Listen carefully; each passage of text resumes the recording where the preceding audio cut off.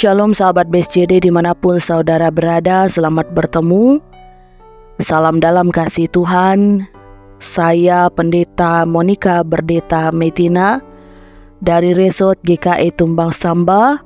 Pada saat ini akan menyampaikan bagian firman Tuhan dari Yohanes 12 ayat yang ke-20 hingga ayat yang ke-36. Sebelum kita bersama masuk dalam bagian firman Tuhan ini, mari kita berdoa. Dalam hikmat Tuhan, kami akan dipimpin untuk mengerti dengan baik dan benar apa yang Tuhan kehendaki bagi kami. Biarlah boleh kami lakukan juga di dalam setiap perbuatan. Di dalam nama Yesus ini kami yang berdoa. Amin. Bagian firman Tuhan bagi kita saya ambil dari Yohanes ayatnya yang ke-24, 25, 26. Yohanes 12 ayat 24, 25 dan 26. Aku berkata kepadamu, sesungguhnya jikalau biji gandum tidak jatuh ke dalam tanah dan mati, ia tetap satu biji saja. Tetapi jika ia mati, ia akan menghasilkan banyak buah. Barang siapa mencintai nyawanya, ia akan kehilangan nyawanya. Tetapi barang siapa tidak mencintai nyawanya di dunia ini, ia akan memeliharanya untuk hidup yang kekal. Barang siapa melayani aku, ia harus mengikut aku. Dan di mana aku berada, di situ pun pelayanku akan berada. Barang siapa melayani aku, ia akan dihormati Bapa. Amin.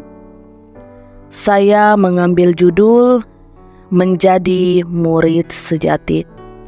Maha Mulia, Maha Agung, Maha Raja adalah kata yang kerap kali kita berikan kepada Tuhan Yesus. Sayangnya, kita cenderung memberi definisi sendiri dengan kata-kata tadi. Kita sering lupa bahwa seperti perkataan Injil ini, kemuliaan Yesus terjadi melalui penderitaan. Kita mengabaikan fakta bahwa kasih Allah yang agung itu mewujud melalui salib. Dan itu menjadi sangkaan yang keliru bahwa sosok Yesus Kristus adalah sosok Mesias yang gemar berperang. Sehingga dalam nas ini hal itu disanggah kembali. Banyak pengikut Kristus yang membiarkan Yesus menderita bagi mereka dan beranggapan bahwa mereka tidak perlu ikut menderita. Tuhan Yesus berfirman dengan jelas, bukan hanya tentang dirinya, tetapi juga tentang para pengikutnya.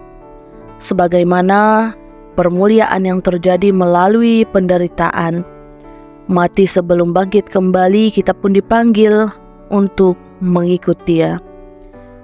Jika tidak, kita mengabaikan Dia yang terang dan mulia itu, dan tidak menjadi anak-anak-Nya. Tentu saja, ini tidak berarti bahwa kita dipanggil untuk menjadi orang yang mencari penderitaan untuk kenikmatan.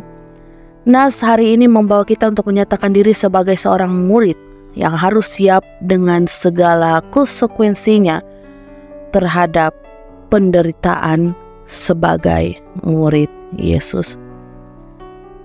Dulu mungkin orang akan maklum jika yang baik kerap hanya bisa dipertahankan atau diperoleh dengan bersusah payah.